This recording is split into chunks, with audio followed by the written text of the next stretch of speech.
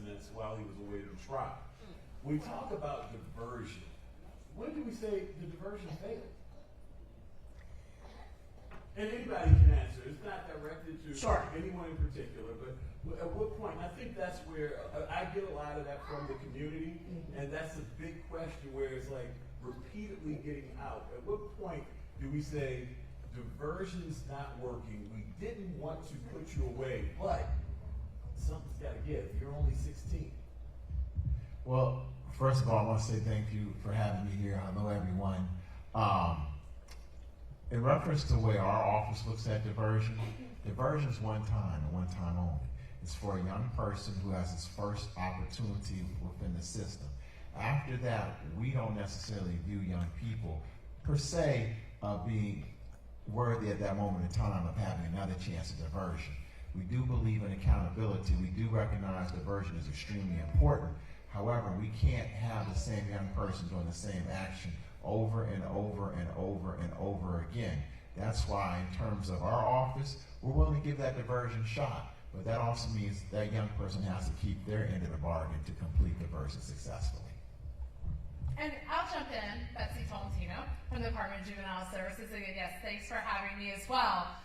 But I think there's a few important points that we need to highlight, especially when we're talking about high-risk, high-level offenses that we see in the community. One, DJS does not have the authority to offer diversion for any felony, for any case that involves possession of a handgun, and for any misdemeanor when the young person is already on probation supervision. And we also use a tool to help us make decisions when we have that case come to us. And we call that the intake decision tool. And you'll probably hear me talk about several tools over the course of this evening. And that tool is currently being revalidated, meaning we send it over to the researchers and the scientists to take a look and say, is that tool doing the best it can to help us predict whether or not a young person will reoffend or whether they'll show up for court? And we use that tool to help us in those misdemeanor cases to determine should we close it. And an example why we would close a case is because maybe it was a school fight, the school already intervening. Or should we do diversion, or what we call pre-court supervision, where the young person can be on supervision for 90 days, sometimes up to 6 months, to be able to get services really close in time to where we saw those behaviors take place. Or is it something that's risky enough where we need to send it to the state's attorney? Now, I will say this is an area where, I've been here for about 100 days or so. We need to improve. When I look at the data, there are certainly cases over the past several years that we closed that we probably shouldn't have, and cases that we sent to the state's attorney that we may have missed an opportunity to be able to provide services right when we saw those behaviors. So we're looking at improving that tool and actually providing additional oversight over how we make those decisions at the very front door. As you asked that question, it reminds, once again, Mark Conway, City Councilman for the 4th District up in North Baltimore. Appreciate you having me, appreciate the invitation, Art. As I think about this issue, this is something we've leaned in very heavily on the City Council. I chair the Public Safety Committee, and this is one of the stickiest issues that we've had, in part because we're talking about kids. We've seen this arc sort of kind of happen over time. We saw a peak in juvenile violence a few years ago, more young people getting shot or killed. And we saw a peak and we saw it come down. Then we saw a lot of property crime, car thefts, issues like that happening. That peaked. We saw some response from our police department, from our state's attorney, and some advocacy happening in Annapolis, and we saw that has come down. We've seen overall a decline in youth crime, but what we tend to see, and this was really, really interesting for me, is we're looking at a very small group of young people who repeatedly hit the system. And in my conversations with the police department, the police commissioner, and otherwise, they said that we're looking at somewhere around 50 kids across the city that are repeatedly coming into contact with the system. And what it tells me is we're missing them somewhere. Either they're not getting resources or they're not getting the right resources. We should try to intervene differently. And I want to thank Secretary Tolentino for her being a partner since she's come in. We had a very long and robust conversation about exactly this issue. We should do everything in our power to support young people before, really jumping to hard enforcement, because these are kids at the end of the day. They're going to make mistakes. I was a kid. I made mistakes.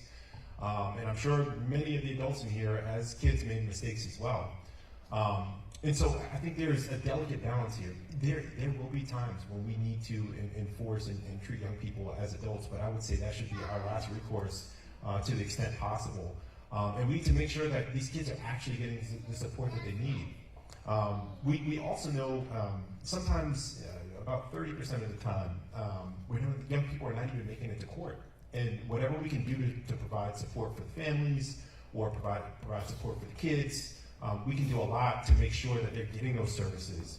And this is something that I know, we've been working in partnership with DJS and the State Attorney's Office on. So, yeah. I just wanted to mention one more thing about diversion. So currently, I'm Lisa Reynolds, by the way. Thank you for having us tonight. Along with Nick and Rocco. We are building out what we would use as diversion right now. I want to just stress an important factor. While I agree with the state's attorney, it would be for first-time offenders, and I think as Acting Secretary Tolentino said that as well. It's not just about avoiding the system. A diversion program offers an immediate response. It could be restorative in nature. It involves the victim. It involves the community. And I just want to be clear that when we go through the motions and the wheels of justice, it could be 3 to 6 months before a child and their family receives any support. So when you're a first-time offender, when it's an appropriate offense, it's important that you can be able to intervene quickly. And then, of course, you always got to measure the results. And when it doesn't work, then BPD would need to paper refer the case.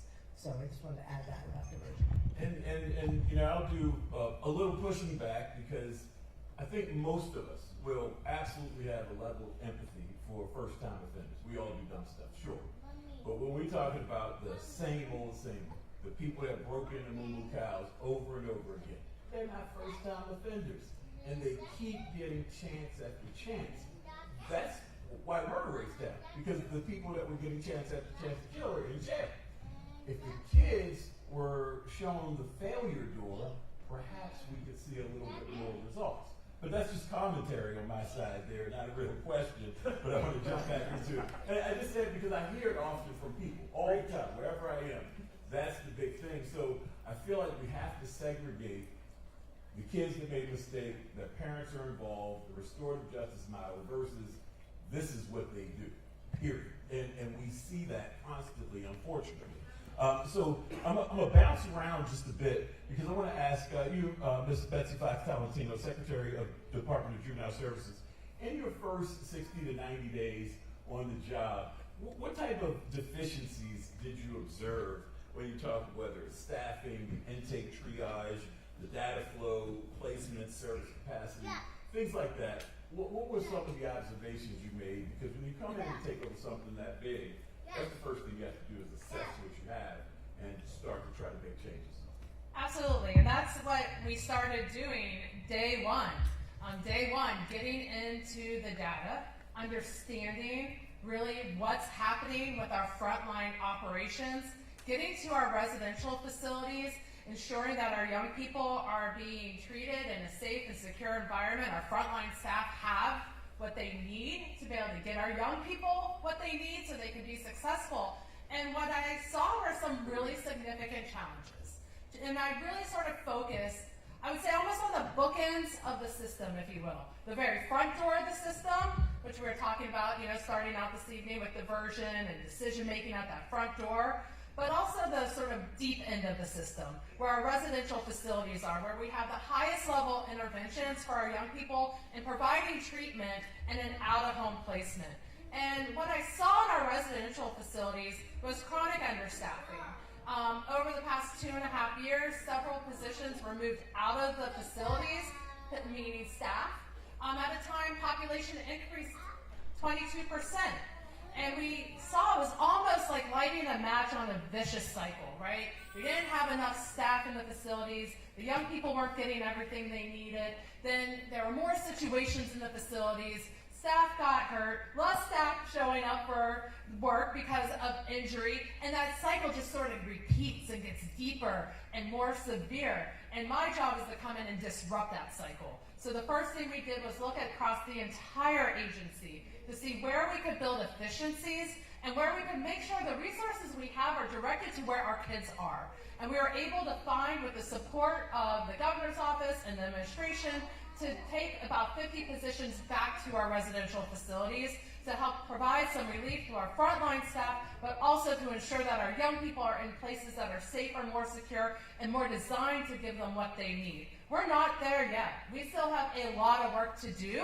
It takes a while to hire in those facilities, just given the positions and the training that we need to put in place.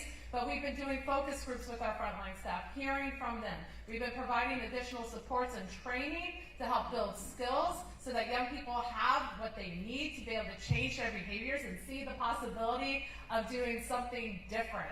And so as we move forward in our facilities, I think we're on the right path where we need to be. And I want to recognize that we have members of our Correctional Ombudsman's Office here today who are true partners in making sure our facilities are that environment that are appropriate for our young people.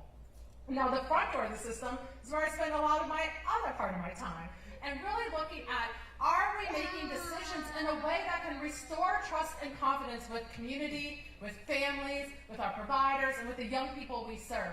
Because the thing that I heard when I first came into this job is that I don't believe DJS is doing what they need to be doing to keep our community safe and to help our young people change their behaviors over time.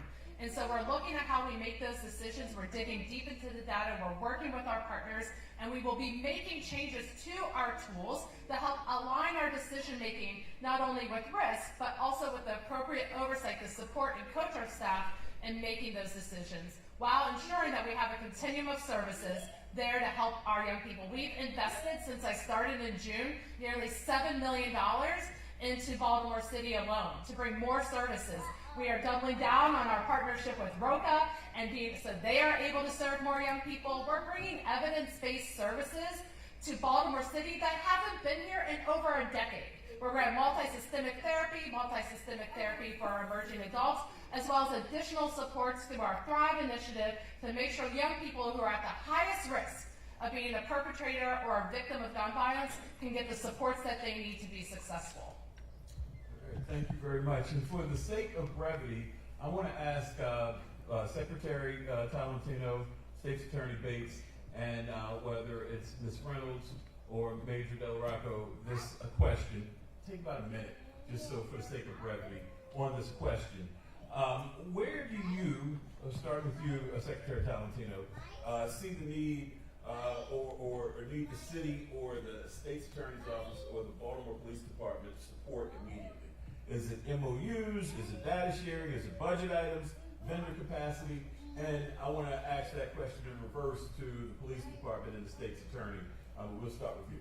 Well, I'm excited. You all can work together better, basically. Well, I'm excited to say those partnerships are forming. They started forming as soon as I took the position with State's Attorney Bates, with the BPD, and with our partners with the City Council and the Mayor's Office. We are working together. We are developing frameworks and strategies to come together on a consistent and frequent basis to make sure that we are delivering what we need to our young people. So are we where we need to be? Absolutely not. Do we have the framework and the start to get there? I believe that we are at a new day of how we are going to work together, and I'm really excited on where we are finding potential alignment and where we're finding the potential strategies to help our young people grow.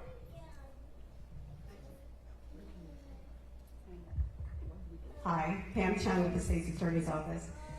I think one of the big things that we need is transparency, and we have to kind of work together with regards to that.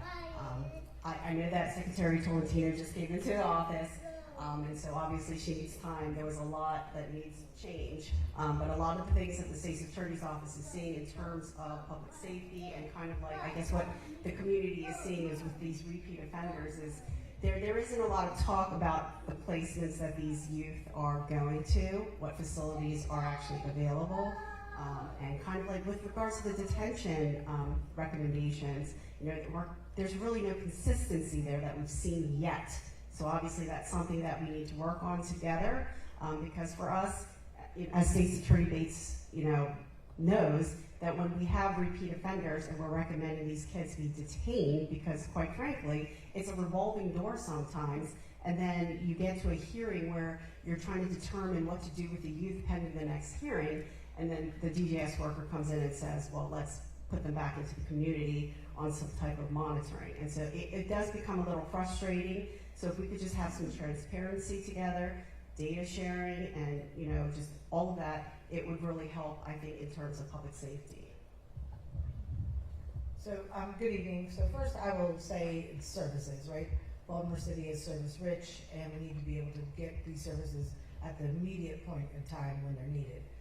So I echo again with Acting Secretary Tolentino that we are building out the frameworks, and hopefully we can move those along so that we can utilize our partners like MONSE and MOCFS with the Mayor's Office to get these services.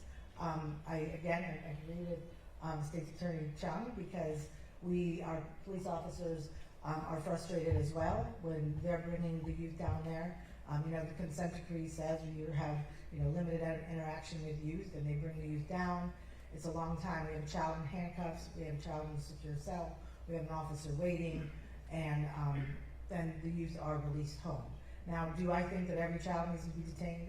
Absolutely not. Commissioner has often said that. But there are youth that are repeat offenders, crimes of violence, that are failing monitoring, and it's a supervision tool that isn't serving them at all. So I think we need to figure out other strategies to address that.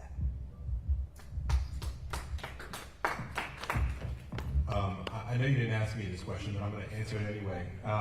So I think one thing we did is we looked really deep into the various points where we saw gaps in instances where young people interact with law enforcement.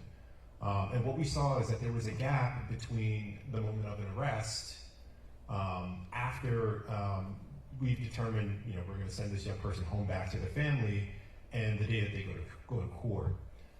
Because typically we weren't providing services until a judge determined that that young person needed support, and that was the gap. Because some young people don't go to court. Some young people end up getting in trouble before they go back to court, and maybe we catch them or maybe we don't. And I think that is one of the opportunities for us. And the secretary, when she came in, this is a conversation that we had about what we can do to begin providing supports for young people before a judge has to make a decision on whether or not they were guilty or otherwise in what they did. And so I think that's a real opportunity for us. And as I continue to work on this issue, I'm always looking out for opportunities for us to improve. I'll say what's more, we shouldn't wait till a young person gets in trouble to help them. If we see a young person's not going to school, or doesn't look like they're adjusting well, or maybe they're doing something else, we shouldn't wait until they make some critical criminal mistake in order to intervene. We should be, really wrapping ourselves around our young people well before they get to that moment. So maybe that's not an MOU, but I do think we need to be thinking much more differently about this issue. Yes, we should be thinking about young people that have committed crimes, but well before a young person commits a crime, they show us that they're having problems adjusting. They're not showing up in school. They're talking back to their elders or their teachers. They steal something, or they're hanging out all kinds of time at night, or whatever the case is, and they're 10, 11, 12. It happens, and we see it, and we don't respond until they break a law, and it's too late. So if I had some suggestions, I think that's where we do it. Well, thank you all for that. Now, this is a topic that I know a lot of people has been in the news a lot, and back to you, Secretary Tolentino, and actually we'll start with the State's Attorney's Office on this. How do you coordinate with DJS on GPS violations and curfew breaches?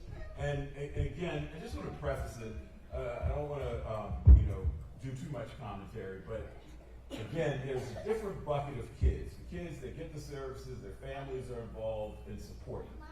We love that. We want more of that. That's great. But then there are the ones that don't. And we affectionately call GPSs just jewelry, because it's almost like an ankle monitor that is looked at after they do something, not in the immediacy. So how do you coordinate with DJS on GPS violations and curfew breaches?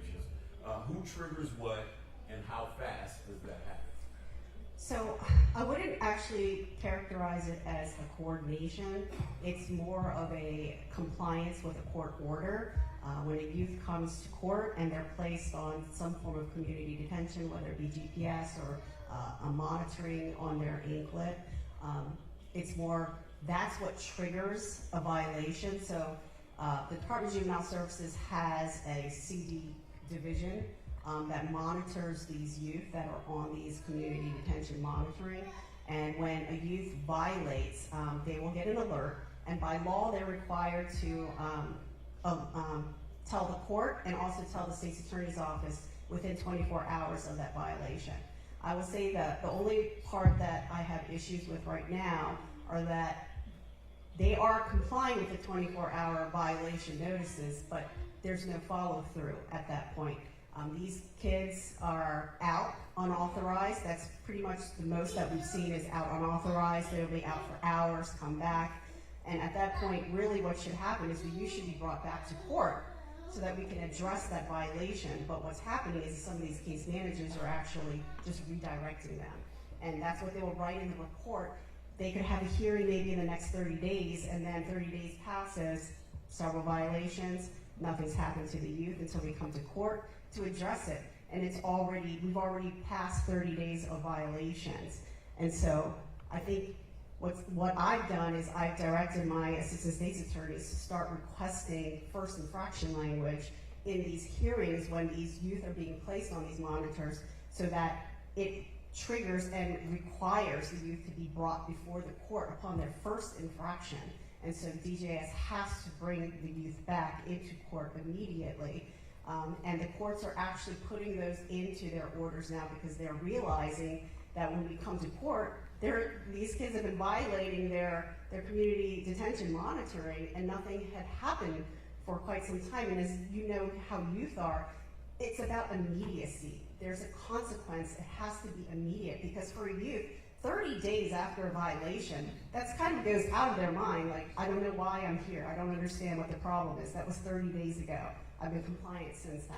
So that's kind of the issue with regards to CD and GPS for us. And really quickly, and let you go next, Ms. Talentino, the 24-hour notification is a state law, correct? That's something that would have to be changed, so it's not something that the DJS said. Is that an industry standard? Like, if we look at other states and kids that are on monitor, because I mean, if my alarm at my house goes off in my garage door, boom, and the police are gonna find me if I'm, it's instantaneous. But a kid that's on an ankle monitor for a violent crime, 24 hours, that's not reasonable. Let me tell you how it happened. So in 2024, you had the legislature change the law, and I had to argue and fight to get 24 hours put into that bill. That was the argument that I had because they didn't want to have any time period. So we had to negotiate just to get 24-hour time period because they said, well, they'll do it on their own. And so I personally fought, I begged, I had to do everything I could, sell a kidney just about to get 24 hours. Would I have liked immediacy? Yes. But I also recognized that we needed to have that placed in the bill, and it was placed in the bill. Before, it didn't matter. They would just tell them whenever they told them, whenever they wanted, tell them to put in a report. So yes, now it is 24 hours. Looking around, you want to have it as quickly as possible on the adult side. It is quickly as possible. But some of the arguments, some of the issues was with DJS might not be available, this division here, and this is what we were told.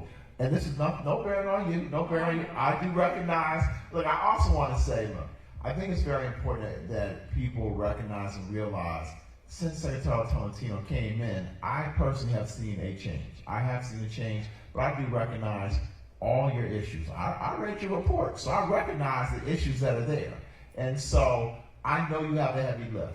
And I also understand, having changed the agency myself, that you have a lot of people who have a certain mindset that you have to weed them out and make those changes as well, and it's difficult. I also recognize you get a lot of hits, but I also want you to understand that I see the change, I see the work and everything.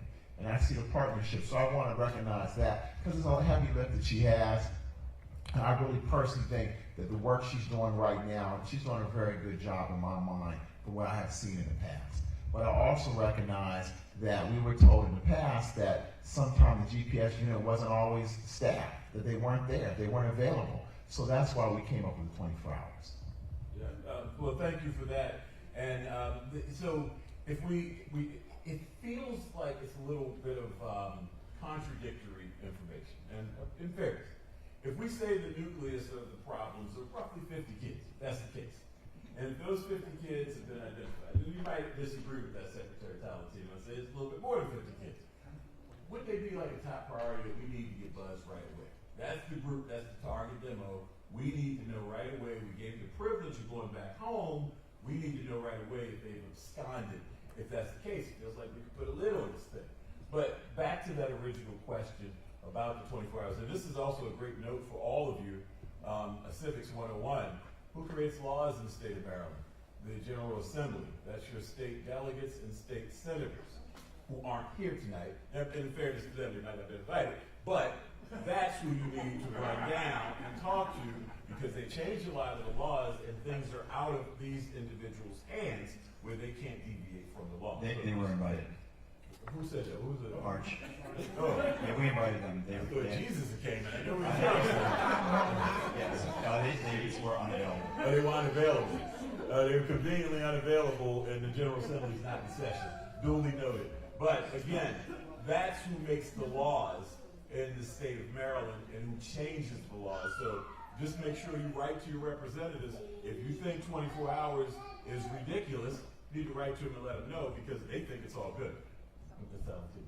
All right, so a little bit to unpack here. So probably today we have a little under 100 young people in Baltimore City who are either on electronic monitoring or GPS. Two different things. About half are on electronic monitoring, half are on GPS, as determined by either the court or DJS. And just because we are, and we do comply with the law, to notify the court and the state's attorney and the public defender or the young person's counsel when there is a violation within 24 hours, doesn't mean we don't respond before then. All right, we are notified when that young person does violate the conditions of their electronic monitoring or GPS agreement. Depending on what type of technology they are on, it looks a little different. But we can intervene well before that 24 hours, and we often do. We can even talk to their monitoring unit and say, hey, you're out past curfew, can I see you start walking home? And we're able to monitor that. We use 911 and 311 when we need law enforcement assistance. We have a special code that we send over when we need help in apprehending a young person. Our CD staff, who are in the office 24/7, are able also to respond to GPS and CD violations as they happen. Are we perfect? I'm not going to sit here and say we got it all right. We still have places to make improvements, and we're making changes to our GPS and electronic monitoring policies and procedures.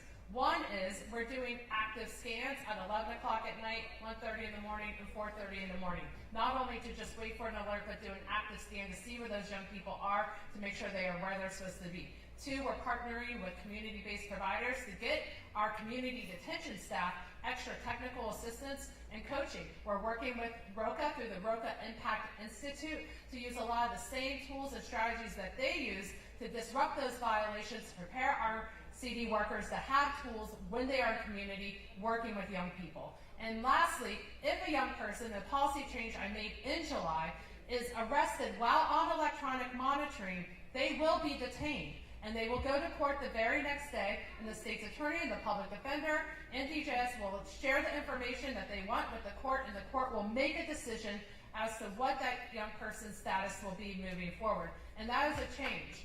And, oh, thank you. Oh, there it is! No, I appreciate the answer. Shifting over to the BPD, what is the current BPD process for how juvenile sins, which is a child in need of services, child in need of services, misdemeanor and felony arrest, and how they're handled? What's the process? So there's three different types, right? A sins offender is technically not an arrest. It's a youth who's under the age of 13 who commits what would be a delinquent offense but cannot be charged. Then we have the misdemeanors, obviously, and we talked about the felonies. So we have a unique opportunity with Baltimore Police. We have a team that works out of booking, and what we decided to do about a year ago was centralize all the juvenile functions through the booking process. So when a sins offender, whether it's malicious destruction, we'll just go with that one, they can fill out the incident report, they're going to transport the youth home, and then they'll send the incident report to booking, and we would send that over to DJS. For a misdemeanor, it's the same process. They are perhaps an unauthorized use in the community or common assault. They will transport that youth home, make contact with the family, leave them with their guardian, and then they will submit an incident report to booking, which we will send to DJS. The good thing about that is that we are able to communicate one in and one out with DJS now. We are having direct communication with them. We are then getting information back when they make an intake decision, and we can exercise our appeal rights. That is something BPD didn't do in the past, and so now we're able to. If we don't agree with the SIN's decision, we would appeal that to the DJS regional director, and if we don't agree with the intake decision, we'll appeal that for misdemeanors to the state's attorney's office. Felonies are different. Felonies are all getting brought down to booking, and that is based on what comes out of our policy 1202 and out of our youth pocket guide, which we just created in 2025 for officers. So those youth are all brought downtown with a request for detention. So what that helps us do is really track who's being released, who is being detained, and who's being placed on monitor. That's valuable information that we didn't have before. That's valuable information when we meet with, whether it's the state's attorney or now with Betsy Tolentino, we can say, you're only detaining the warrants, or you're right, your policy shift did work. The youth that are monitoring being arrested, they are being detained. It arms our officers with information as well. We can get information when we can, and then once the active investigation closes, obviously for confidentiality purposes, and it should be law enforcement doesn't receive information. So if we can log what's happening at intake, if we can know who's coming out on monitoring, so if Major Del Rocco brings down a youth and then that youth is back out, his officers are aware that is happening. And I did also want to say, in terms of the monitoring, as it's a big concern for BPD, we have brought that to the forefront at our youth of concern meetings. We meet with DJS regularly. We have information that they don't have. They're not out on the streets. We have the school police there. They have information that DJS doesn't have because they're not in the schools all the time. So we're able, I think those are the things that we talked about, collaboration that we're doing that we weren't doing before. We even have the MTA police there. Youth are traveling through, MTA buses to get to school. They're all at the Mondawmin hub. So we're communicating regularly, and I think that's something 6 months ago that really wasn't occurring. So we're appreciative of that. TJ, can I hop into a question? So on that track, so what is BPD's role when youth violate the court-ordered monitoring conditions for BPD? And then I guess back to the state's attorney, my question was, how do you coordinate with DJS on those GPS violations? So for the first question, what is BPD's role? We have a citywide process, right? If we are informed that a youth is in violation of their monitor, again, everything's coming through booking. It's going to into what's called our Axon system, which is Lotus Notes. That will generate a list that's going to go out to all of BPD. It will also go out on what's called our Evertel thread, so folks will know immediately that there's a youth who's in violation and can be apprehended. So it's like a photo of the individual, of the youth? So or what? more than, if they've been arrested and brought to booking, that's probably why they're on the monitoring. So we do take a photo there, but when DJS alerts us, they'll send a photo as well. So we have our own, and then they provide us theirs as well. Okay, thanks. Okay. Regarding the coordination, again, it's not really coordination, it's more DJS will send an email to our office with regards to a violation. It'll say 24-hour notice violation, and then we're notified at that point that the youth has violated their GPS or CD, and then hopefully within that court order, when the child was placed on that monitoring, there is a first infraction language in that order so that they will be directed to bring the youth in for an actual hearing at that time. whether it be the next day.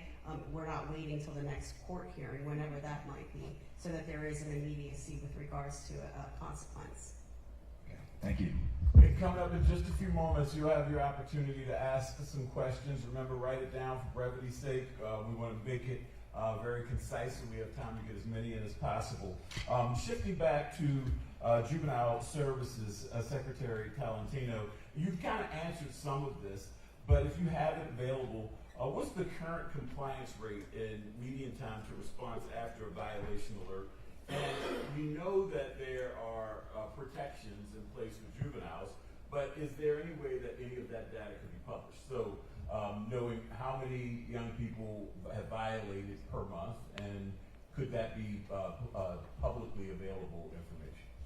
Yeah, so we publish a lot of data, and I'll tell you, we publish a ton of data, and none of it's really easy to navigate. It's really hard. The book of data each year is like this thick, and it has so much stuff in there. It's 5%. It's just really hard unless you like spend a lot of time. We publish each quarter our performance report. We just published our last quarter's performance report on our website, and that actually has a lot of easier to read Baltimore City specific data as it relates to our intake decision making, detention decision making, as well as the number of kids on electronic monitoring.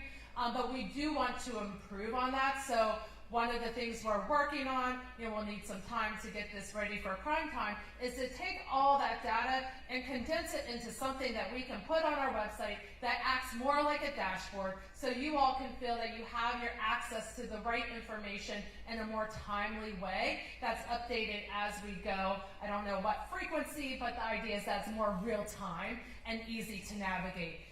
We have it all out there, it's just not easy to get. But 80% of our kids who are on electronic monitoring end successfully. They do great. Most of them, the overwhelming majority, are going to do fine. And I think to your point, there is a group of kids that don't do well. And we need to double down on our strategies to make sure we are intervening appropriate with that group of young people. And that's where I was sort of sharing those different things we're doing in our partnership with the Rogue Impact Institute, with changing our policies to have a more immediate response. But also, we respond as soon as we get alerted by our system. And I think it's important to note that our CD electronic monitoring system is different than what we often hear the adult systems using. We operate it all in-house, which means my quality assurance unit is over top of it. If something's not working, there's an investigation. It means we're audited, our own internal audits as well as external audits on the effectiveness of the program. And that data is not just being looked at by me, it's being looked at by the General Assembly, it's being looked at by external evaluators to see how we are doing. One, so we can make changes to be more effective, but also to really see, like, is it operating the way we think it should be? All right. So, and again, you kind of answered this, but I think a little bit more directly. When we talk about a swift and graduated response, the consequences for new offenses, a person that might already be monitored, new offenses or non-compliance, like skipping out on the bracelet, or they're waiting for court. What's your rearrest within 90 days benchmark and goal? If you had a perfect world scenario, it might not be right now, but if you're looking ahead and you would look at what maybe a perfect world scenario of what that would look like for you if there were a rearrest for somebody who's pending charges. Well, I'd like to be zero. I think it's, and that's where we always have to strive. Are we going to get to zero? I mean, realistically, probably not. But 80% are successful right now. I'd like to see us continue to be able to build upon that 80% and get closer to the 100. And we don't stop till we get there. That's my mindset moving forward. Can I hop in on a Yep, go ahead. follow-up question for Betsy? So, in my role and Brent's role, we work with a lot of victims, obviously, and the state's attorney, their office helps us with the victim support. How are victims notified and supported regarding these repeat offenders, and how do you incorporate restorative components when appropriate? Now, and in thinking about coming to this forum tonight and how we can partner as an agency and community, You know, how we work together when you have victims in your community and how we deploy restorative practices, I think is an area for partnership, and I think it's an area for opportunity, and I think it's an area, quite honestly, for improvement. We are, by law, we have to reach out to the victim when we make our decision. We can do that by email, mail, phone calls. We make all attempts. We track those attempts so that we can go back and see, hey, this particular case where we got some feedback, we actually didn't reach out as much as we thought we did. So we have some data to see how we're doing. But I think there's still opportunity to improve how we build those relationships at that very beginning, when we're having that first contact with a victim, when they've just first gone through something that may be quite traumatic for them, how we lean in and how we listen and how their voice is very, how it's considered and how to help them feel that their voice is meaningful at that moment. And I think it's a place where we need to improve. I think that would be wonderful, because I would say on behalf of some of the victims that are in this audience who want to be anonymous, but so I won't call them out. But there was a woman in the neighborhood who was beaten pretty badly by a group of juveniles, and afterwards she said, you know, Arch, I appreciate your help and Brand's help. You guys are great. Not to pat myself on the back, but she said also BPD cared, and we really appreciate that with BPD, and our state's attorney, our prosecutor, really cared. But to be honest, she didn't feel that support at all from DJS. I was previously from you, prior to you by far, but that's, you know, just feedback. So I think that would be really welcomed by our community. I think, right, folks? Yeah. Yeah, I think our other partners absolutely do a great job in caring for victims, and it's an area we need to lean into and improve. Really quickly, just for point, sorry, go ahead. If I could just jump in real quickly about the whole victim part. If you're a victim of a crime and you're kind of waiting to see where your case is, you haven't heard from anyone, you don't know what's happening, contact us. We can find out. Case might not have been referred to us yet. We can reach out to DJS, figure out what's happened. Has the case been diverted? Has the case just not made it through the stacks yet? So you, as victims, do have a right to appeal decisions. Misdemeanor cases, DJS is not required to send those cases to us. So we are kind of in the dark with regards to whether a case is going to be referred to us, whether it's been diverted. We have no idea sometimes. And so when DJS reaches out to you at that point asking you, what do you want to do? And you want the case to move forward, you can appeal that decision. You have 30 days to appeal their decision. You just have to contact our office when you get the notification from the Department of Juvenile Services. Just wanted to let you know that. And what I wanted to bring up really quickly is we talked about juveniles, and juveniles can be charged as adults in special circumstances. You all correct me if I'm wrong, because I've been out of the game for a long time now. 16 and 17-year-olds, it's about 33 charges, I believe: murder, rape, the attempts thereof, sex offenses, robbery, and gun violation, carjacking. Crimes of violence. Yeah, crimes of violence. 14 and 15, we're talking murder and rape. Correct. In the attempts of. Under the age of 14, you're not charged as an adult with anything, but what is the threshold now in Maryland for a juvenile to be charged even in the juvenile system with anything? If it's a murder, it depends on, obviously, the evidence of the case. We look at the case, we investigate the case, decide whether or not we have enough to bring it to court. We obviously don't want to raise anyone's expectations if it's a case that, needs further investigation or needs more evidence to prove. We're not going to put a victim's family through the ringer if we're not quite at that point to charge a case. But if it's viable, we have everything in line, yes, we will charge the case. So, and if I may add, so in 2022, the General Assembly made some changes to jurisdiction in Maryland. And before that, kids as young as 7 could be charged with a delinquent act, a crime. If it was something that an adult did, it's considered a crime.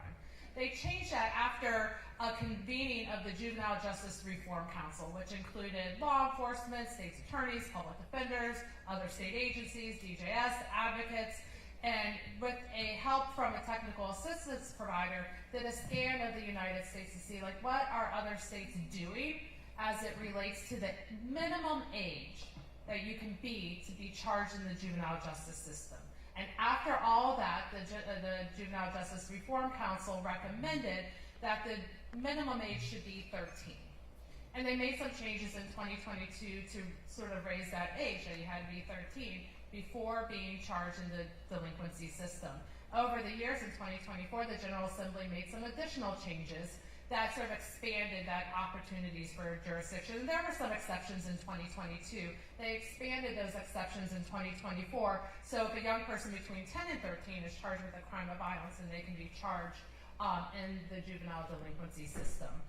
Which also, one of the questions you asked before was that SENS process, which really means that SENS process becomes really important for young people, those younger kids, under 10 or under 13, depending on the behaviors we're seeing, to be able to use this SENS process. And I think one of the things, you'll hear me say, and you probably sort of picked up my theme, there are a lot of good frameworks here. There are a lot of good frameworks in Baltimore City, there's a lot of good frameworks in our state, and there's no reason, with all the resources we have, that we can't be the best juvenile justice system in the country. But we just haven't implemented some things very well. And SENS is one of those things. So we changed the law in 2022, and there was a lack of coordination, collaboration, and quite honestly, sort of training amongst all the stakeholders on how we can use that process effectively to get young people what they need when we're seeing behaviors. Because behaviors come up, especially when we see them with our youngest kids in our communities, so their basic needs aren't being met. So what do? We have a process. It's not even, we don't even have to believe that they may be committing a crime. It's just, we may be worried. And you can file a SENS complaint, and DJS can provide services, and if it doesn't work, we can go to court. That kid can even end up in a treatment facility, as long as it's not one just for juveniles. So there's a lot of options that we just don't flex our muscles on, that we don't implement well, and that we don't utilize, and that is incredibly important as we move forward to make sure we're leveraging all those opportunities for our young people. Who's in the way? Tell us who's in the ways that we can move. I think, who's in the way of those obstacles? Because that sounds good. Right. But who's in the way? I don't think anyone's in the way. I think it's leveraging the opportunity. And part of that is, internally, DJS needs to look at how can we build those systems better to make sure when we get those petitions, we are leveraging the community-based resources that we have to wrap around our young people and their families. And it also means that from our perspective, we need to be better partners and have these conversations so that when we are together, we're like, hey, that's a SENS kid. We were just talking, and Team DJS over here, who's awesome and showed up today. We got Baltimore City people, we got statewide people. We were just talking today about a case that we think will be an issue that we'll talk about with BPD later this week. And we're like, you know what? This might be a space where we could use SENS. And we got to bring it, and we got to talk about it, and we got to think how we can use it more. And it's having these conversations. So I wouldn't say there's a barrier. I say there's an opportunity. And right now, we can all lean into it. So, with regards to the SENS, I do agree. Certain kids that can't come through the system because of their age and the type of offense, SENS is an opportunity to try and reach the youth before they actually get older and commit bigger crimes. The problem that I'm seeing here in the juvenile system now is that we don't have SENS petitions being filed. We have courts that are actually sending cases to DJS for SENS petitions. Those have not come to fruition. We've checked, and I know with Chief Reynolds, they've had SENS petitions that they've requested, and they've been closed out. So, and Baltimore City really is the only jurisdiction in the state of Maryland that is not utilizing the SENS petitions for these young people that we could try to reach before they come into the system. So unfortunately for that, that is an issue that I have a problem with in our current system. And I don't disagree. And what State's Attorney Sean is saying is absolutely true. We do not leverage this enough. We do not use it enough. And that's where we're building the change and how we're responding. All right, I'm going to take the microphone down to Councilman Conway. And while I'm taking it down, there's something for the State's Attorney and Department of Juvenile Services to think about. And we're going to go to Roka really quickly for an overview of some of their programming and get to Q&A. But what I wanted to ask you, State's Attorney Bates, and I want to preface this because people will always twist the words, we're really talking about the worst of the worst. We're not talking about the first-time offenders. We're talking about the repeat offenders that consistently do this over and over again. When we talk about that, you brought up the idea that we might need to start charging parents. controversial idea for some, but we're sending these kids back to that house where the parent didn't even know the 13 or 14-year-old was out in the middle of the night committing these crimes, breaking into homes, or beating up cars, etc.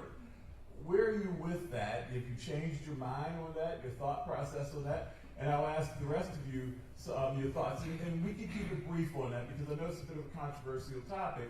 But we're sending these kids right back to that environment where they did not have the oversight to keep them out of the trouble. And these aren't one-time offenders. These are the multiple-time offenders that we're talking about, just to be clear. Well, look, I still think that if we're holding the children accountable, we also have to look at the parents and hold the parents accountable as well. And what does that look like? So I think, to me, there's small little simple fixes, and we don't always need to run to the legislature. I know when the parent or guardian goes to DJS to pick their child up, they have to fill out the paperwork. And one of the things I talked about your predecessor, could you just put a line in the little paperwork that says, if your child violates the terms of the CDEM or electronic monitoring or whatever, and they abscond, that you must immediately call DJS. Because now we find out if that child goes out, they've absconded, and you don't know, and you don't call, and you don't call, and your child goes out and commits another crime, now I would like to try to hold that parent accountable because you decided that you were going to sign for your child to come home. So you also have to have some skin in the game as well. It's not, and all it is basic parenting. And I do feel, and people have asked me, hey, we need to go to the legislature. I feel like if we could talk about it more. If DJS could put that on in their paperwork, then we could go ahead and hold parents accountable because they are contributing to the delinquency of a minor if they are not doing their parental duties of what supervising their child. And now we're not here to throw parents in jail or anything. But let's say a parent does that, and let's say now we go bring a parent in. Our first thing is like, you know what? We're not trying to prosecute you, but we need to send you to parenting classes because there's obviously something that's missing. Not about prosecuting, but about making sure if we send them to the parenting classes, maybe they need certain skill set in reference to understanding, hey, this is one of the things I need to look at being a parent. Because as a parent, look, I got a 9-year-old little girl. I'm not her friend, I'm her parent. Later on in life, when she's about 60, we could be friends. But not when she's 9. And so for me, that's how I look at it. I do believe that we should attempt to hold the parents accountable. We've done that a couple of times, contributed to the delinquency of a minor. Usually when a parent has contributed in some criminal acts with their children, where they've gone to a school and they've beaten up other children when they're around with their children. And so to me, those are things that I think about. So yes, I still believe that. I still believe that if parents also recognize they can be held accountable in a different way, then I think maybe now they have a little more of a reason to be a more caring, engaged parent. Councilman Conway, really quickly, I said I was going to go to Councilman Conway while I was asking that question, and the state's attorney stole the thunder there. So let's go to Councilman Conway. I know you wanted to chime in really quickly. Sure. Yeah. I would agree. I think there are definitely instances in which parents are not doing their due diligence, and it ends up becoming a burden on the city, the state, our agencies, which are stretched thin and don't have the capacity to raise children. And so I think there's certainly a need to bring parents to the table in a meaningful way. And if it means enforcement or accountability in some way, shape, or form, that certainly should be on the table as well.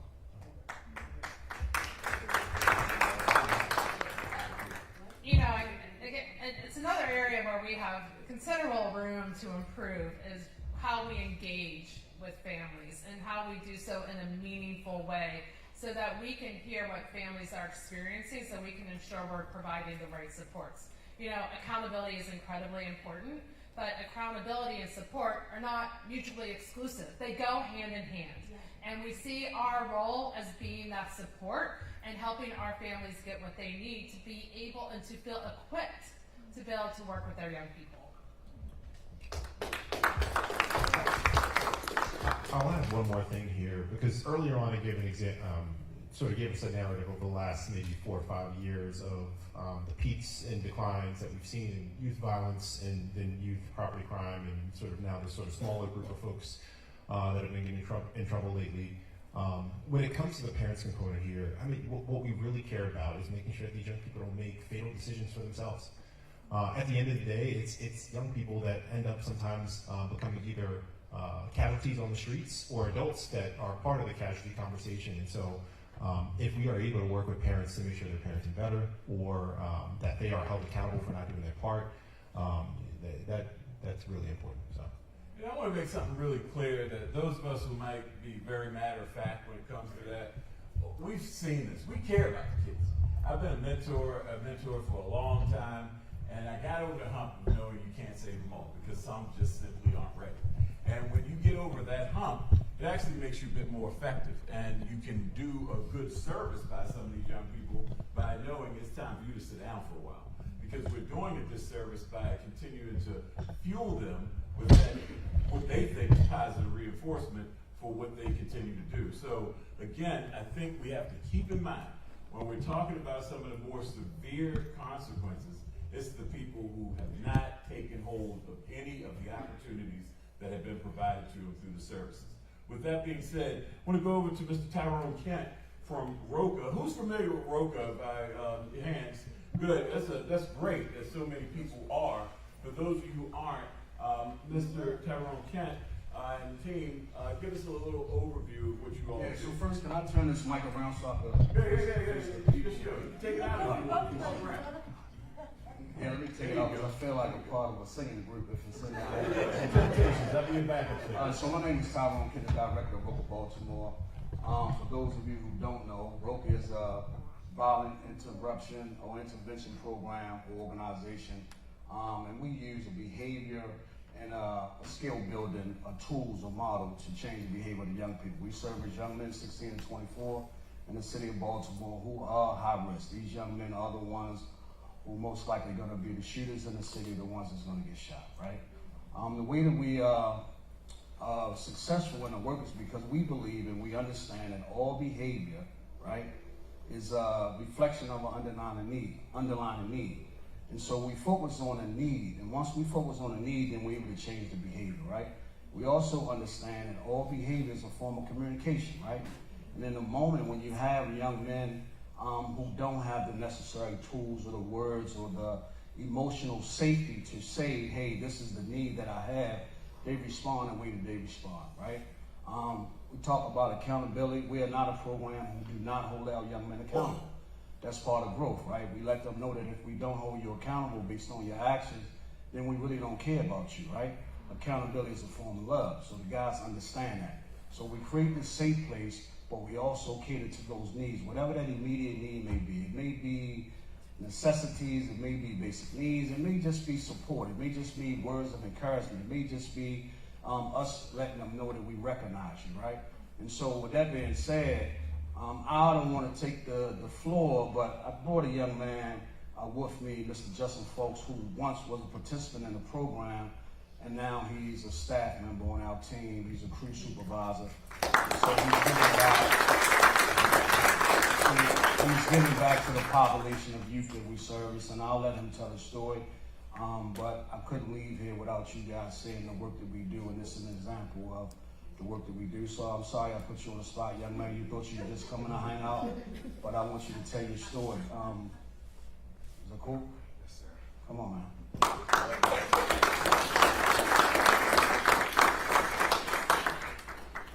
I'm not leaving. Good evening, everybody. One of my goals for my supervision was being comfortable speaking in front of crowds. I'm still trying to face my fears, so this is kind of big for me tonight. So, October 17, 2021, I was shot. I was with my family. Not too long after, I went to my neighborhood, shortly after, 15, 20 minutes after I was shot. I was in the hospital for a few days, and I was angry. Had devious feelings, all mixed emotions. And honestly, I didn't know where I was headed. I knew I had to change because my son, he was still a little young. He was younger at the time, but I just didn't know where I should start. Then I get a phone call from my great grandfather. He said, "Hey man, a guy just came here looking for you. They come from Roca. They said they can help you do this. They can help you do that." I'm like, "All right, Papa." And he said, I brushed it off. And he said, "Hey, did you get that guy a call?" I'm like, "All right, Papa, why call?" So I ended up giving him a call. Brother LeVar, he came to see me. Talked to me for a few, he treated me to some food, He asked me how did I feel about, engaging and coming down to the building and, seeing what Roca is like. I'm like, all right, cool. So then they put all these resources in front of me, and one that truly stuck with me was HVAC. They offered me trade school, so I was already kind of mechanically inclined due to my grandfather. He's a general contractor, he used to take me out, try to keep me out of trouble, so I'm like, let me go with that. So, I took that and I actually, ran with it. Roca has offered me every resource possible for me to never even look back on who I used to be. And now I have my own contracting company and I'm the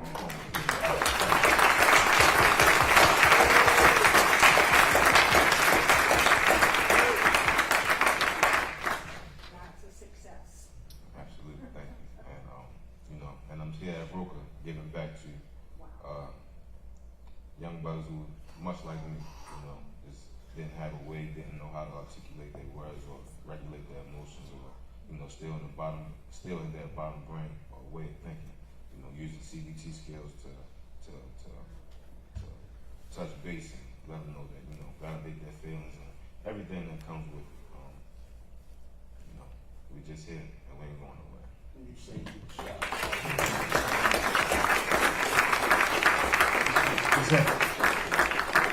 Yeah, I don't want to take up a lot of time, but I'll be hanging around shortly after, sharing my contact information. We always have the door open at Roca, 880 Park Avenue. You guys want to come down, visit, see day-to-day activity, what we actually do.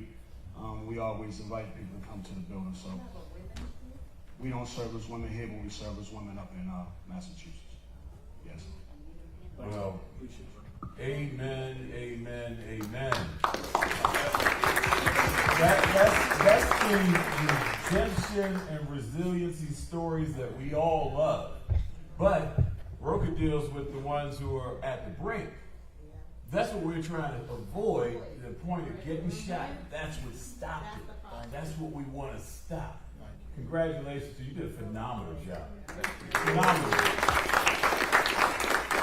One thing I want to add real quick with Roca, we've been working with Roca for probably 2-3 years now here in the Southeast, and especially David here, one of the crew supervisors. They offer a lot of support here in the Southeast District, right here in our own neighborhood of Brewers Hill, Greektown, Patterson Park, which a lot of you probably don't know that, you don't see them. Had a great opportunity to engage with these young men over the last couple of years, get to know them. A lot of the things they hear, I want to get a job, I want to start my own business. We're in the process of trying to work to get a summit together so that way these young men can get in front of existing entrepreneurs that are out here to kind of pick their brain and kind of learn from them, but also looking for the opportunities. We've been able to support them in other ways. Under Armour help support them with some gear and some of the stuff that they need while they're out in the field doing work. So a lot of times, a lot of things that are getting done that the city can't do, these guys are coming behind and taking care of that in our own communities, stuff that we should be doing in our own community. So I definitely want to give them a big shout out, because I think a lot of times, and TJ can probably attest to it, because I'm always texting them during the radio show, just telling them how great things that Roca's doing. And anytime I get a chance to speak about what you guys are doing, I preach it. So definitely embrace them, get to know the program, and thank you guys and tell them that I was hoping some of them will be here tonight, but we'll see them again. Thank you.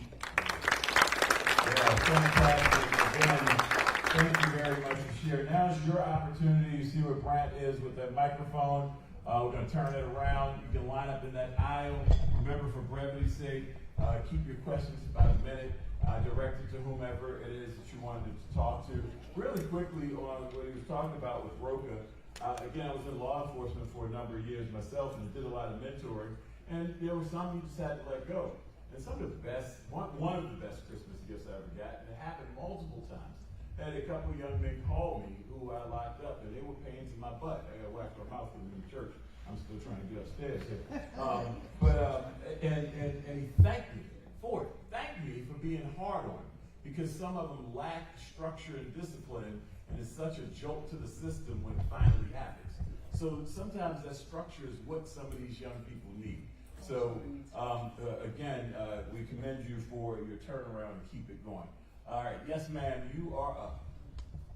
Thank you very much. My name is Donna Ann Ward. I'm a resident of Joseph Lee, Southeast. I work with Arch McCown. I work with my neighbors. I'd like to acknowledge the community.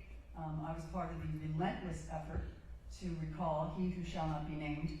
For 2 years, we collected over 4,200 signatures demanding an accountable DJS secretary. We were ignored by Governor Moore. We were minimized by the previous secretary, and so we had been waiting a long time for the current secretary to arrive. I'd like to thank the press who kept us in the news. This is a very rosy picture we have had painted about juvenile crime here, which as De La Rocca, who I've met with more than once, understands, and BPD understands, it flows back and forth on either side of the harbor. It goes Fells Point, Canton, Patterson Park, Federal Hill. Fells Point, Canton, Patterson Park, Federal Hill.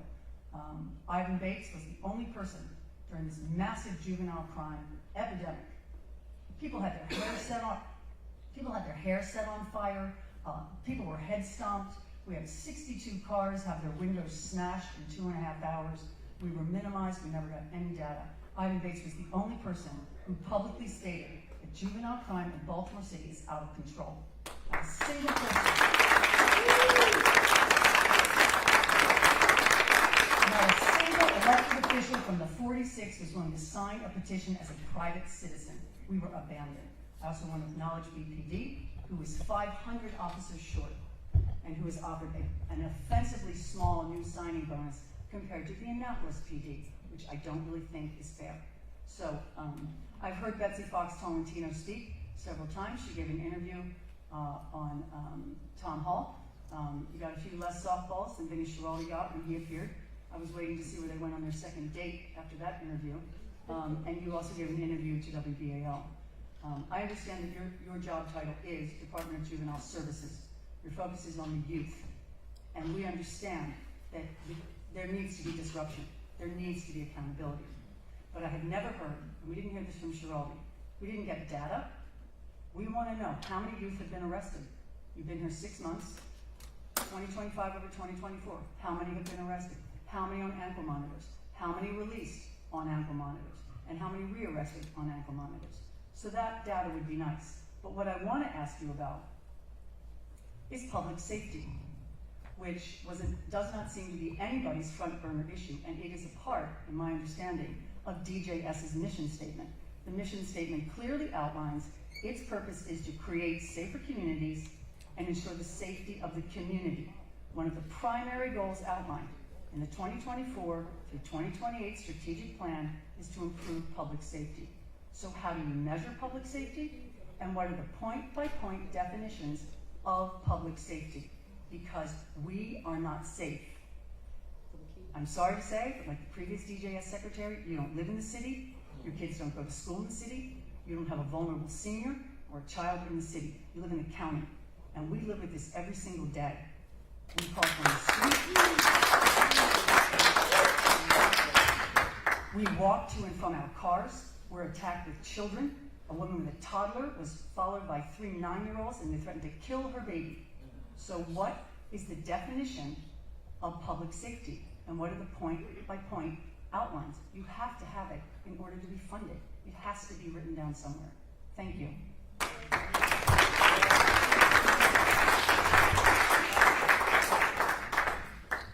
So our number one goal is to be partners in building safer communities, and we all work together to do that. I think we're all focused. That's the top goal. How do we make people safer? And I can sit here and go through the data. I do have the numbers you asked for in my folder, and we can talk after the meeting. All those numbers are actually on our website too, and we just need to make them more accessible. right? Because you do need to know, and you should know. And until everyone feels safe in their community, like, we're not winning. Can I say, like, we really had some amazing strides? The strategies BPD has used with GVRS and the mayor's office, the work that the state's attorney's office is doing to hold people accountable, we are seeing the numbers go the right way. And that's great. Now it's time to double down on those strategies and continue so we can continue to build safer communities. How do I measure that? I do measure it by looking at arrests. I measure it by looking at success, whether it's on CDEM or probation. That's looking at our recidivism. And it's also making sure I have the right continuum of services to meet the needs of our young people as they change, because they change over time. It's investing in services that I know are working, and it's continuing to build a stronger and more aligned partnership with all our partners up on this stage and all of you. So there's no measure like the number of raids, and the hang number on. of barn goes down? All of that is on our website. And one of the questions that we asked earlier was about the data transparency, and she's committed to rebuilding to allow some of that to be more public. I was able to get some of that information over the years, but accessibility is part of it. And this is in no way minimizing anyone's trauma that we deal with. And we all know. And for the record, she's also the Secretary of Juvenile Services for the state of Maryland. So she doesn't have to live in Baltimore City, but we know we experience an inordinate amount of the juvenile problem here. But I used to live in Baltimore City, and I do live in Baltimore County, and I'm proud where I live. I'm proud of my time in this city. This city means a ton to me, and I want to see this city feel safer, and I want you all to feel safer, and I want to do my role to help promote that. And let's try to keep them for the brevity, because we're borrowing the house. Yes, there you go. We're borrowing. No, I have both my kids here in the city. Yeah. All right, we're borrowing the house, so let's try to be respectful of one another and the time this evening. So thank you. Yes, sir. Hi, Robbie Redding from Brewers Hill. I just want to say thank you everyone for coming, especially Ms. Talentino. Just the fact that you showed up here, unlike your predecessor who kind of left, and kudos to you for cleaning up the dumpster fire that he left. But I have to say, one of the questions I did have when we were talking about ankle monitoring and GPS and monitoring and so on is that, you know, you mentioned the 24-hour rule and everything else, but we all know that in the past there have been huge lapses in the actual notification of when that's broken. It happened with the Emmett and Zia in Columbia Mall shooting, which was horrific. He should have never been out. He should have been notified that he was out, and it ended really in ending the lives of 3 students that day.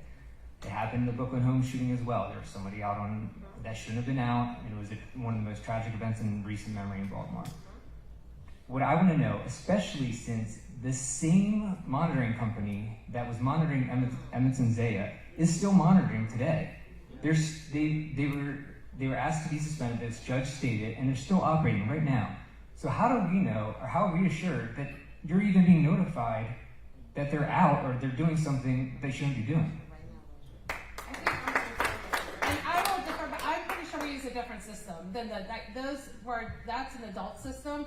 We have a different vendor who does our monitoring. But look, I don't think everything in the past has been done perfectly or all right, or we haven't missed something. We are building systems to tighten everything up, and we've started doing that, and we're seeing results go the right way. Do we still have more work to do? Absolutely.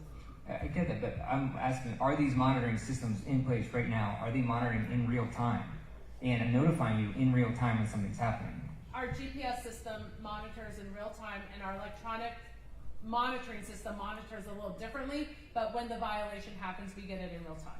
Okay. And our own staff do it. And I think I know the concern that you're speaking of, and I think with Emerson Zaya, he was charged as an adult, so he was put in the adult system of monitoring versus what she's talking about, which is the juvenile monitoring system. So it was two separate. If I'm correct in saying that. Yes, that's why. I wasn't sure if he was when he was 17 and then transferred to 18. Okay. But he was charged as an adult because of the charge. Okay, so I was just wondering. All right, thank you. Hi, good evening. So my name is Lakeisha Ashley. I'm actually a licensed clinical social worker and therapist here in Baltimore. I used to run the DRAP program for DJS, as well as being a clinical social worker right now for anybody in the systems. So it's not more of a question, but I've heard all of everything that everybody's been talking about. And my point is also about what are we doing for accountability? because I ran a program that was part of the DJS, contract and everything like that. But what happens is, as a social worker, as a clinician, as we already put these things in place in the communities, when I violate a child or anything like that, DJS does not pick up on that, right? So we have diversion programs. So you can't say the diversion programs are failing when I'm now violating a child based on the program and the agency doesn't pick it up. So that's the issue. Meaning, I did MST, I've done multi-systemic therapy. It doesn't work in Baltimore City. It's working in the counties, because what we have to realize is that in Baltimore City, we don't have the family systems to make this work. So what we need is for the systems to be the family, and we're not doing that. So when I go back now and you put me in place as DRAP, you put me in place as a social worker, if you put me in place as a therapist, and I say, this is what's going on, where is my backing? Because there's a whole lot of systems out here to help our kids. But when we get to this point, y'all not helping us, and you want to blame us. I'm a social worker and a therapist, meaning I do it twofold. I do it in social work, seeing what is missing in the community, and then I do the therapy, saying what you're missing as a person. And then I go back to the masteries, and I go back to DJS, and I go back to CPS, and I go back to all these places, and the systems are still falling down.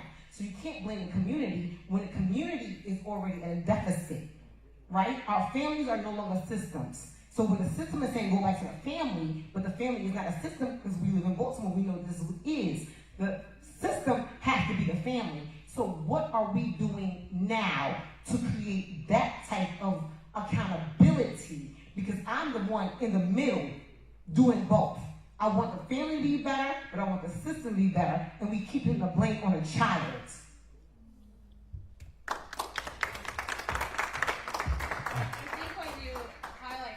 We have to be in a position and in this moment of reimagining how we work together.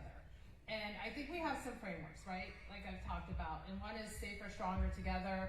And we're going to have to remind me what zip code it is. 21213? Can I be honest with you? To be reminded of the zip code. I couldn't remember. I'm sorry. No, I'm being honest. It's like as a social worker, as a person who sees from policy to practice, from where families are being affected, from where the community is being affected. I'm here today, right now, because I believe in what the community is saying.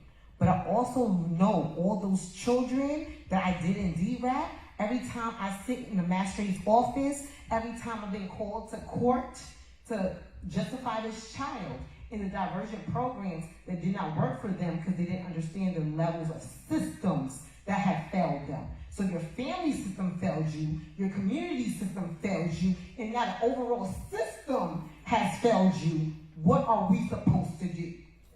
If I could add in here, because this is actually, I think, bigger than probably the scope of the work you do, and starts to go into the scope of the city council and the city, and certainly the state more broadly, but I think this goes exactly to what I was talking about, the things that are early indicators that young people are having trouble, not going to school, getting in trouble, staying out late at night, things like that are early indicators that show us that their family system or the system more broadly has fallen apart. And this is something that perpetuates because we have families that don't know how to raise children, and those children become adults too early, and they don't know how to raise their children, and they perpetuate that cycle. And so this is where we need to step in. And this speaks to a broader effort.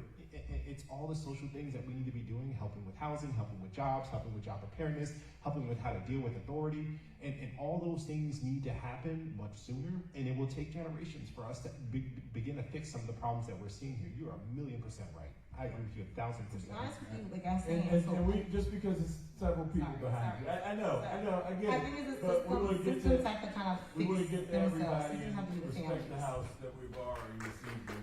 So, Hello, my name is Pam Needleman, and I live down in Little Italy. And I would just like to make a couple suggestions. I really appreciate that you all came for this tonight, but I would really like if we had more time to talk and ask questions instead of hearing everybody talk up there. We want answers to things.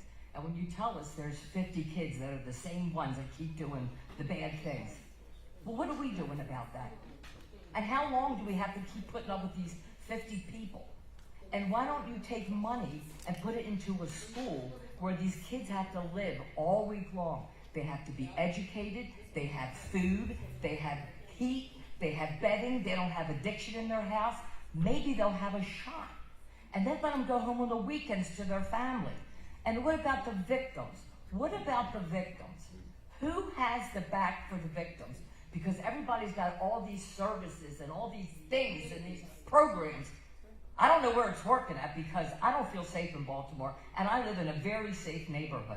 But I know I'm not safe. When I come out my front door to put garbage in my garbage can, I look up, I look down, I look around, and I'm in one of the safest neighborhoods. But stuff happens all the time, and we as people, good people from this city, we're tired. We're tired. I'm tired. That's it. If we had the church organist up here, we might have had a praise break just now because people are tired. And with that, another reminder, Councilman Conway can't say it, but he was alluding to it. Civics 101, the laws, the beds, the money, the legislature, state senators, state delegates. Don't forget to write them, call them, and force them to act. They think that you're okay with the law changes and everything that's gone on. They've changed it. Many of them blame some of us on the radio and in media for the change that they made in 2024 that Secretary Tolentino was talking about after the drastic changes of 2022. It's a reflection of what all of you wanted. You have to talk to them. Who isn't here tonight? Who isn't here tonight? Anybody from the 46. Just remember that. Keep that in mind because they have the power of the purse. They have the power of the laws with the legislature. Yes, ma'am. All right, thank you. My name is Laura Wilt, and I'm the senior attorney for the Maryland Crime Victims Resource Center. So we are here, we are representing victims of crime, anybody who needs our services. So I have two questions. I wanted to ask two specific questions probably for Mr. Bates and Ms. Tolentino. As we know, the purpose of juvenile court is to provide rehabilitative services. We want this before they go to adult court, right? That's the goal. So we as parents know you put a rule in place. If there's no consequences, the kid isn't going to follow it. Any kid in my home, right? We know that. And so what we have right now are a law in Maryland that says if they violate every law provision in their probation order, the court cannot commit them. They cannot commit them until they commit a new crime. So my specific question to each of you is, during this new legislative season, Ms. Tolentino, will you support a law that says the courts have the ability to consider all circumstances and committed kid, if needed, for a violation of probation technical? Will you support that?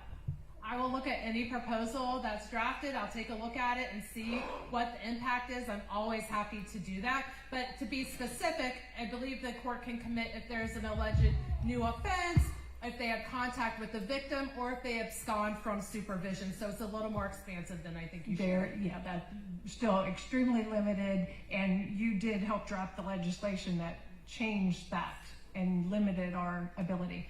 Mr. Bates, you want to weigh in on whether you would support that legislation? Yes, I do support that legislation, and this is something else I want to let everybody know. There is a battle brewing in reference to Annapolis, and there's a thing called direct file. And direct file means that there are some members of the legislature that believe no matter what a juvenile does, that every single juvenile case should start in the juvenile system. And I'm going to let you know, I don't agree with that. Others may, I don't.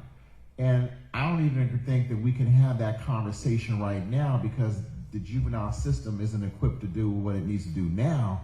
Can you imagine putting so many more young people in it?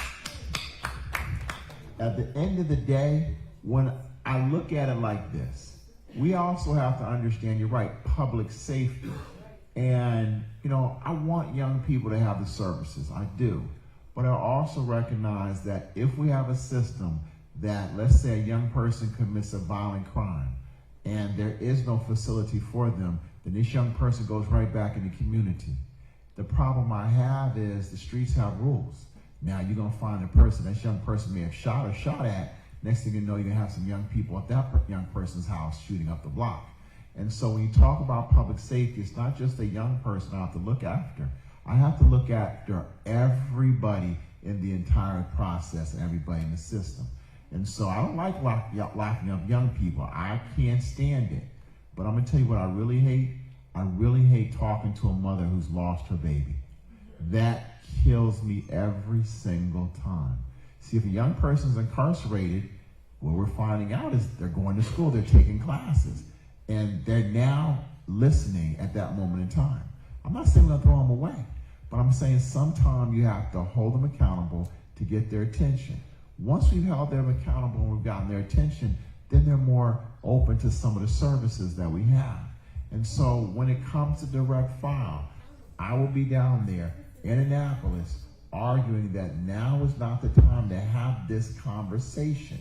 I really am a big believer that I think Secretary Tolentino has a humongous mess that she inherited to clean up. And I've read that from the ombudsman right here about the mess. And so Secretary Tolentino has to fix that house before we build a whole nother wing. So yes, I do support that. And, you know, I will also go so far as to say, you know, I'm president of Maryland State's Attorneys Association, and I can tell you this, these are the conversations we have amongst ourselves around the state, and I think there are a lot more people than just Baltimore City that supports that legislation as well.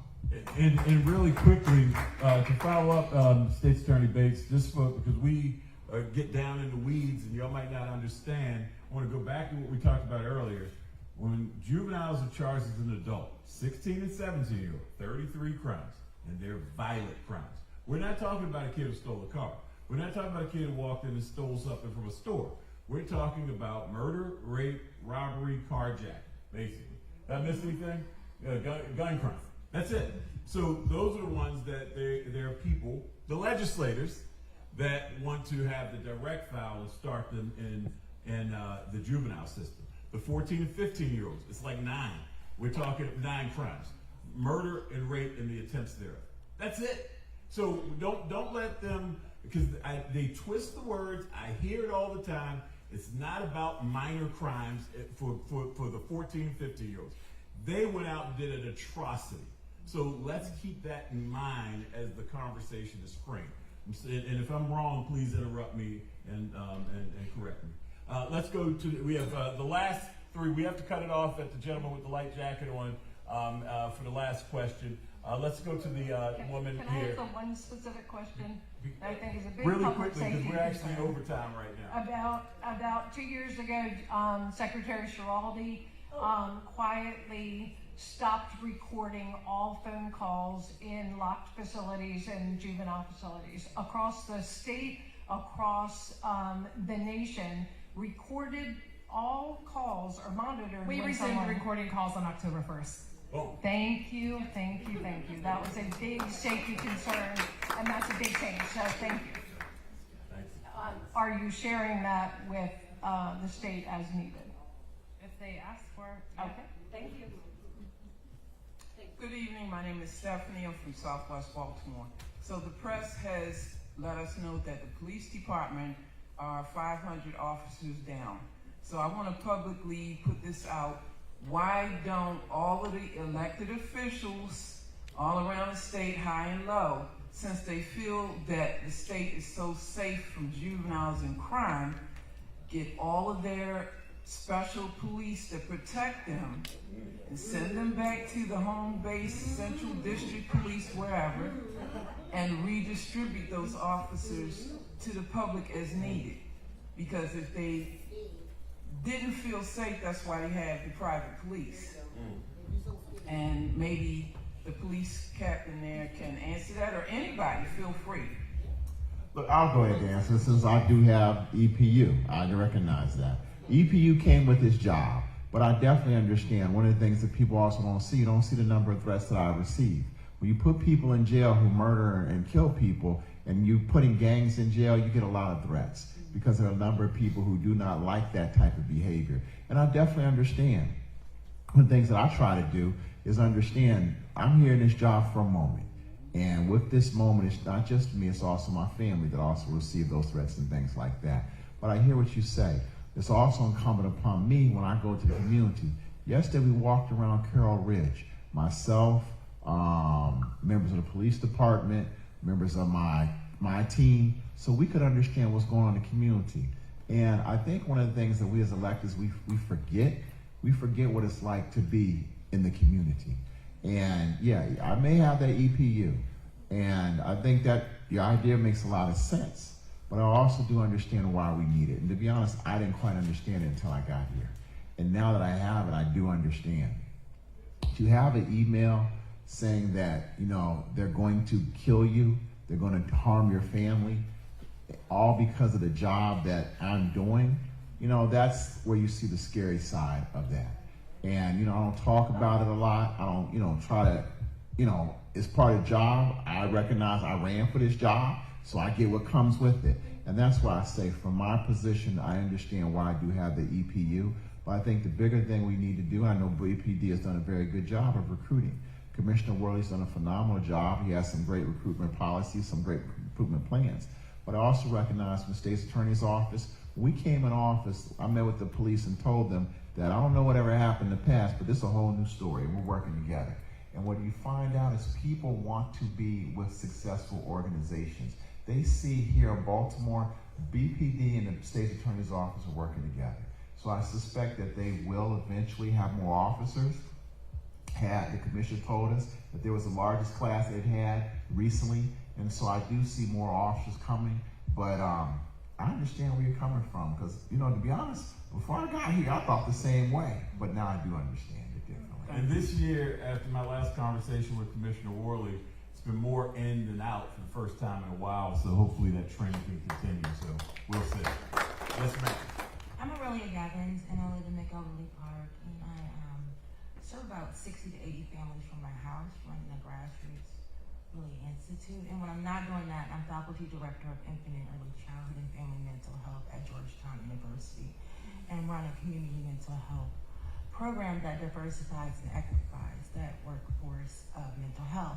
But what I'm curious about today is that so often we talk about quality of life as if it's not a significant part of people's health outcomes.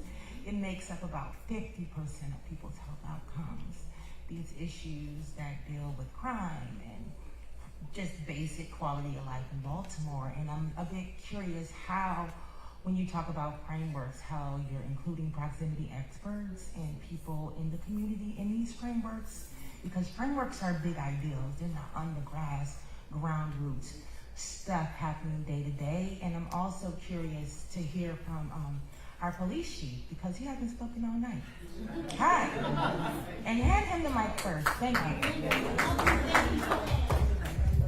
And so I really appreciate that question and that frame, because it is very, very important. I'll tell you this, I had an opportunity to go on a ride along with the police department a couple years ago. I'm going to do one again soon. Maybe I'll do it in this district. We'll set it up. It's a tough job. And you get to see really where the calls are and the type of calls that you get. In my personal experience, we got a call for someone that was, you couldn't really hear the call come in. It was garbled. Nevertheless, we showed up to the address that we were sent to by dispatch and got there, and it was an abandoned home, boarded up.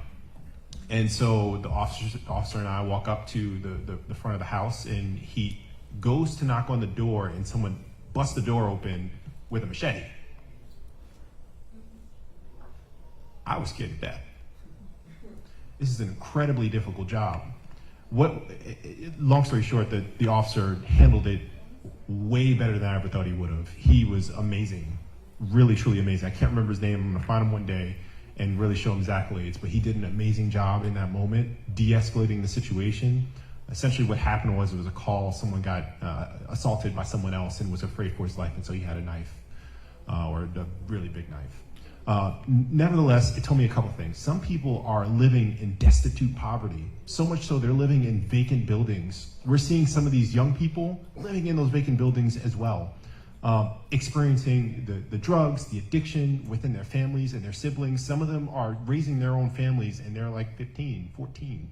So we are seeing kids in desperate situations. And to your point about the sort of quality of life, there is so much going on with some of our young people. It's not all of them, but there's a pretty finite group that we really do need to lift up and support and focus on. And there's this balance, because there are people, and it's not necessarily these kids that are the problem. Sometimes they're proximate to the problem or they're in those neighborhoods. But there's the balance that we are seeing real victims on the other side, people who are heart harmed, or hurt harmed, or sometimes, fatally. And that's why people are afraid. We have to find a way to strike a balance there. And I think we have to start earlier. We can't wait until young people are involved in crime to start intervening. When we start to see indications that they're having trouble adjusting or adapting, with looking at whatever data is available, we have to start then. By the time kids are causing problems, we need to make sure we're worried about the victim, and it's too late by that point. So there's so much work that we need to do, and this is something that I constantly think about. I've held a number of hearings so I chair public safety. I've held a number of hearings in that committee about exactly this issue, because I know how important it is, and I know I have these conversations all the time in my district, and this is my first time being in front of you all. But I'm not afraid to talk about this issue because of how important it is. We want to support our young people, and we understand that sometimes our young people are harming our communities, and they don't really realize or understand how bad this is, and this is very difficult. So I appreciate the question. We got to hear your voice. Yeah, right? Finally get a question. No, I appreciate it. I mean, we work really hard in the community, as Councilman says, as everyone says. Obviously, we are very short. As many of you know, if you come to the commanders' meetings in the Southeast District, we try to take advantage of every resource we can possibly take advantage of in the city. We try to bring everyone into the commanders' meetings to meet the people of the Southeast, but also just to use their skills and their resources to help us. We're always reaching out and we're really, really excited about a refreshed relationship with DJS and building on that partnership and the transparency that allow us to build better data so that we can assist more, right? But we deal with ROCA all the time. There's so many programs that we're inside of schools, and we're working with the juveniles all the time. But when officers daily go into some of these houses, and whether they have to take a kid into custody or whatever, that is something that kind of breaks the officer's heart, is they're looking at the family, and the family has a lot of challenges in it, right? And then it's a little deflating to the officer to process the arrest, and the youth is back home quickly, but back into this situation that they were already in. So trying to get the family services and things along those lines is what I hope to see in the future coming from all this. Oh, thank you all. And really quickly, Secretary Becky Fox Talentino, Juvenile Services. Hey, she's here. And I mean, I'm not going to talk about anybody else who might have been in a position before that might not have been here. She's here. So there's that. State's Attorney Alvin Bates, his